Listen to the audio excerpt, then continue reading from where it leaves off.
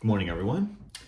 Just wanted to give you an update on where we are with the recommendation report. For today, this is Friday, November 6th, you're supposed to submit your criteria part 2.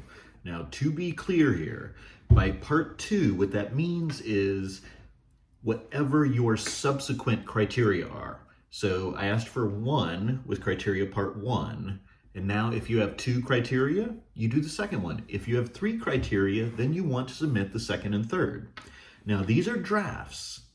I'm not actually going to judge you on whether you have all 5 of your criteria.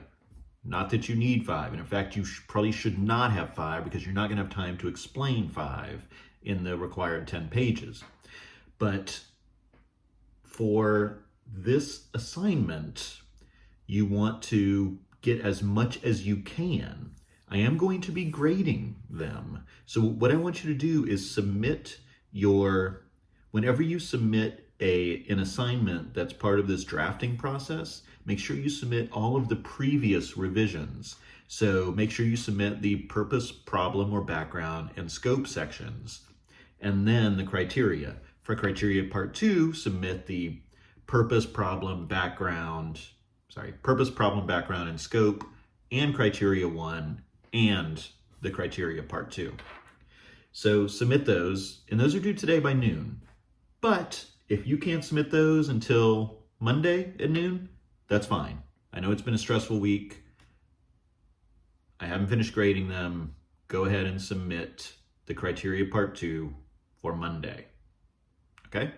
And if you've already submitted and you only have the part 2, you haven't included the rest of it, go ahead and do that. Resubmit. So I want all of the introductory material along with all of your criteria, or however much you have at this point. So you're going to keep working on all that for next week. That's it.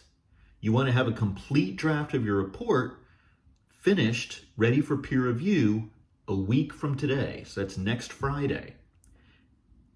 This is where you want to have as much as possible. So you've got your criteria. Now really all you need is your final conclusion, which includes the recommendation.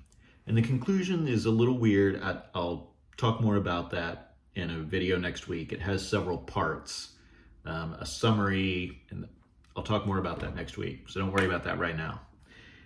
And then after next week, you're going to submit your peer review back, and then you're going to work on it and revise, and then go back to peer review, send it back to whoever your peer review team member is.